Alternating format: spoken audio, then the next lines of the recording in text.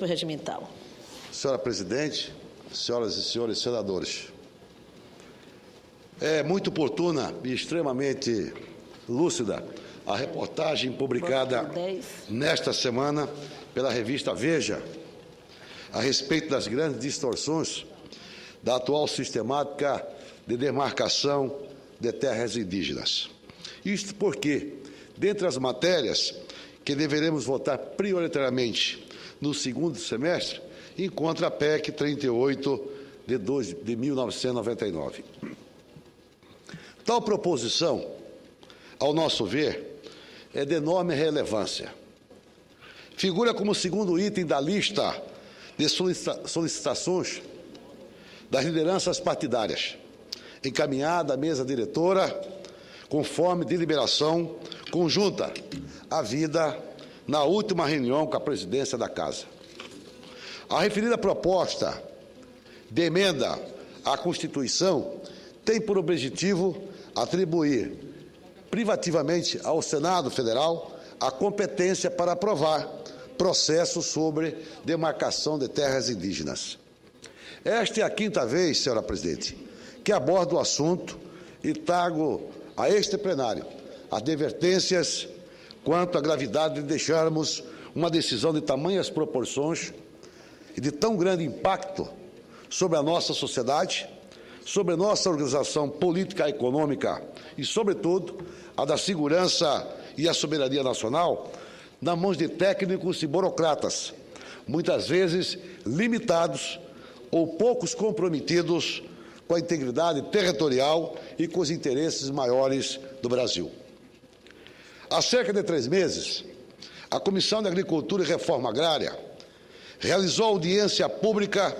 que analisou e discutiu as situações das demarcações das reservas indígenas em nosso país. Naquela ocasião, ponderava eu desta mesma tribuna, sobre a temeridade de se deixar o alvitre do Poder Executivo as conjugações de variáveis que envolvem direitos humanos, segurança jurídica e ordenamento federativo nos processos de demarcação. É público e notório que isso tem gerado enormes conflitos e disputas judiciais,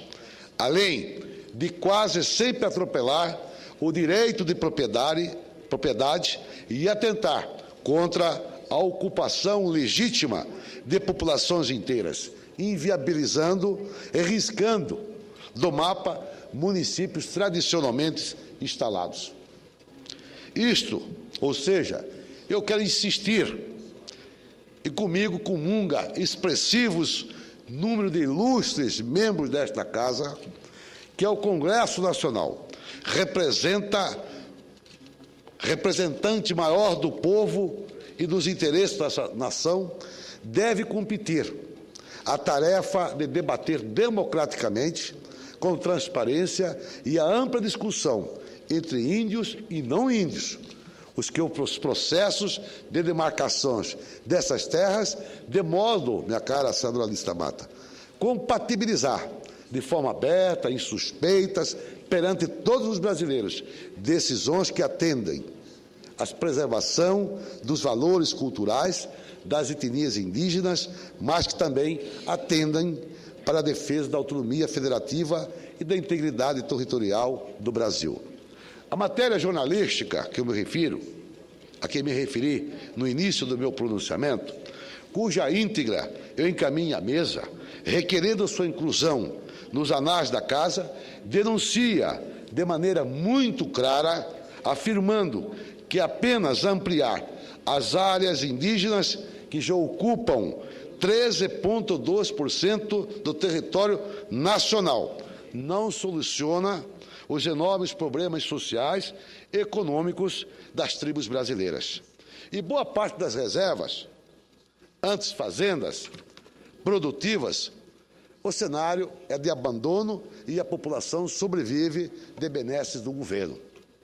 A reportagem acentua e simplifica as desigualdades. Segundo a revista, embora a população de índio em áreas rurais não seja maior, do que 502 mil indivíduos, o que corresponde a um total de 0,26% do total de brasileiros. Os territórios indígenas demarcados já são 13,2% de todo o Brasil. Ainda assim, a FUNAI estuda criar mais 141 áreas e o CIMI reivindica 323 áreas. Enquanto em nossas cidades a proporção é de 0,0 hectare, ou seja, 0,06 hectares por habitante,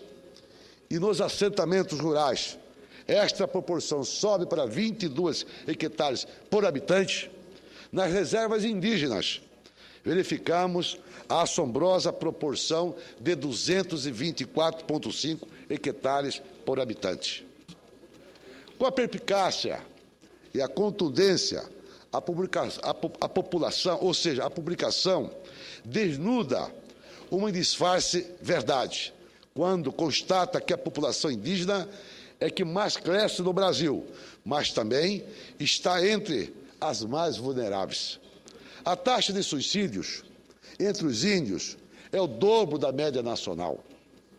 E da mortalidade infantil, em algumas aldeias, 5 vezes superior, que lamentavelmente nós temos que falar sobre esse número. A expectativa de vida dos silvícolas também é 20 anos menor do que a média. Portanto, a responsabilidade do Estado brasileiro com os seus índios é um preceito constitucional que tem razão de ser. O que não tem sentido, meu senador Capibaribe, é permitir que o CIMI, algumas ONGs, sob olhar cúmplice da FUNAI, manipulem as populações indígenas em benefício da visão medieval do mundo de suas burocracias. Com estas citações, eu encerro minha fala na tarde de hoje, absolutamente convicto de que quando a inclusão da PEC 38 de 1999 na ordem do dia, saberemos dar às comunidades indígenas, à cidadania em geral, a resposta mais adequada à solução definitiva deste estado de calamidade, de indigência em que vivem nossos irmãos, no mais das vezes o sabor dos ventos incertos e refém de políticas equivocadas, desprovidos da necessária representatividade, a qual, para ser realmente legítima, não pode ser exercida senão pela voz e pela decisão democrática do Congresso Nacional, em que uma instância, o mais eficaz bastião em defesa do interesse de todos os brasileiros, sem exceção. De tal maneira que eu mostro aqui a minha preocupação pelo fato de, há poucos dias atrás, nós acompanhamos no seu estado, presidente, da Bahia, uma demanda que já havia há muito tempo, e o Supremo Tribunal Federal ali tomou a decisão de que teria que realmente alguns proprietários, alguns com 40, 50 anos, deixar a área e ser ocupada pelos índios. Não somos contra, muito pelo contrário. O que me causa preocupação, estranheza, até mesmo indignação, senador Capibaribe, particularmente no meu estado de Mato Grosso, nós estamos tornando-se reservas indígenas, áreas de proteção ambiental, parque, etc., etc. Tivemos audiência há poucos minutos atrás com o governador do estado, vários parlamentares, para falar com o ministro, sensibilizar, pelo fato de que apenas 67 índios, que já tem uma área, ou seja, a etnia Caiabi, que tem uma área já de 100 e tantas mil hectares, o governo agora, sem nenhum critério, amplia essa mesma área no Pará e no Mato Grosso para 1 milhão e 200 mil hectares. No estado de Mato Grosso são 400 e tantas mil hectares que vai ser ampliado. Ali existem pessoas que, de boa fé, induzido pelo próprio governo federal, adquiriram essas terras na década de 1965, 66, brasileiros que saíram dos mais diferentes pontos desse imenso território nacional e ali foram implantar uma nova civilização em plena selva amazônica, contribuindo com a ocupação da própria território brasileiro para nós garantirmos a nossa soberania nacional. Essas mesmas pessoas hoje estão sendo praticamente expulsas das suas propriedades. Pessoas que perderam entes queridos, muitos que ali estão, e que desta feita o seu direito de propriedade. Esta terra era do governo federal da União, repassou para o governo do Estado, e essas áreas foram licitadas, adquiridas de boa-fé, e, lamentavelmente, aquela luta